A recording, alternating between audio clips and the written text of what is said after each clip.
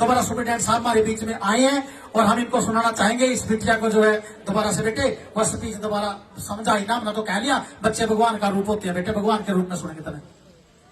आदरणीय मुख्य अतिथि जी वह सभी सम्मानीय जनों को मेरा प्रणाम। मैं रीत बनवाड़ा।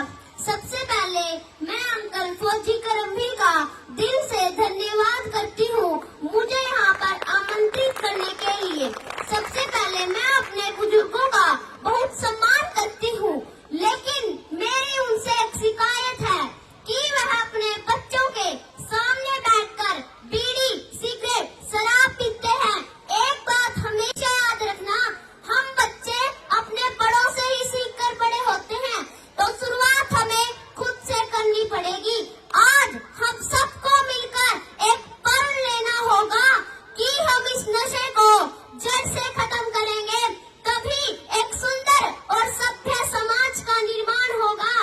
माँ बच्ची का सबसे बड़ा गुरु होती है। सोचने वाली बात है, जब माँ अनपढ़ थी तो बच्चे डॉक्टर वकील इंजीनियर बनते थे।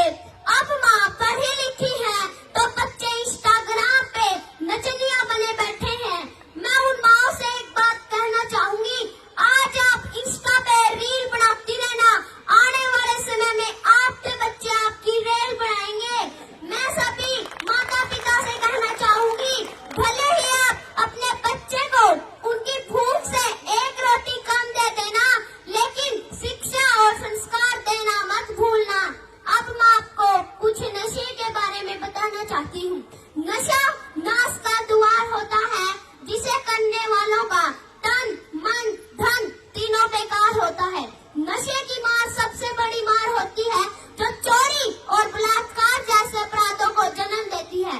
नशा करने वालों के परिवार को समाज में हीन दृष्टि से देखा जाता है। गिलासों में जो डूबे हैं न उभरे जिंदगानी में, मरे हैं डूब कर लाखों बोतल के बंद पानी में, और 50% से ज्यादा तो लड़कियां भी नशा करती है। हमारा देश का भविष्य युवाओं के कंधे पर ही होता है।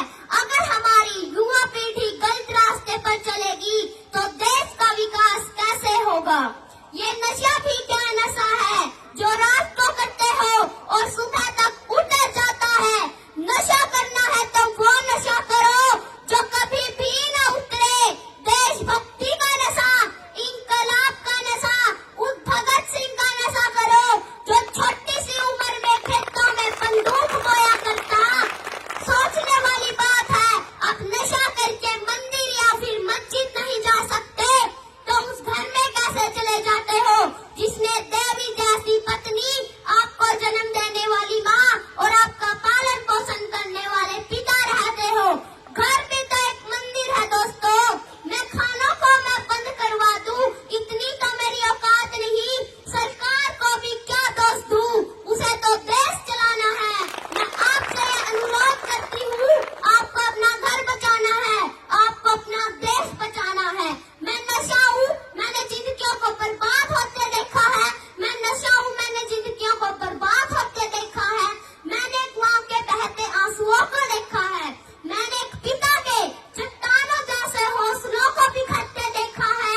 मैं नशा हूँ, मैंने नई नवेली दुल्हन को विधवा होते देखा है। मैंने नौजवानों को नशे की दलदल में फंसते देखा है। मैं नशा हूँ, मैंने नन्हे मुन्ने बच्चों को अनाथ होते देखा है। मैंने एक सुहागन के मंगलसूत्र को सुनार की दुकान पे बिकते देखा है। मैं नशा हूँ, मैंने जिंदगियों को बर्बाद होते देखा है। मैं नशा हूँ, मैंने जिंदगियों को बर्बाद होते देखा है।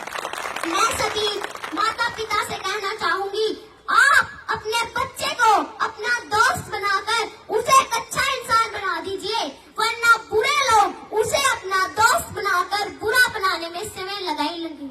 अंत में मैं इन लाइनों के साथ अपनी वाणी को विराम देना चाहती हूँ।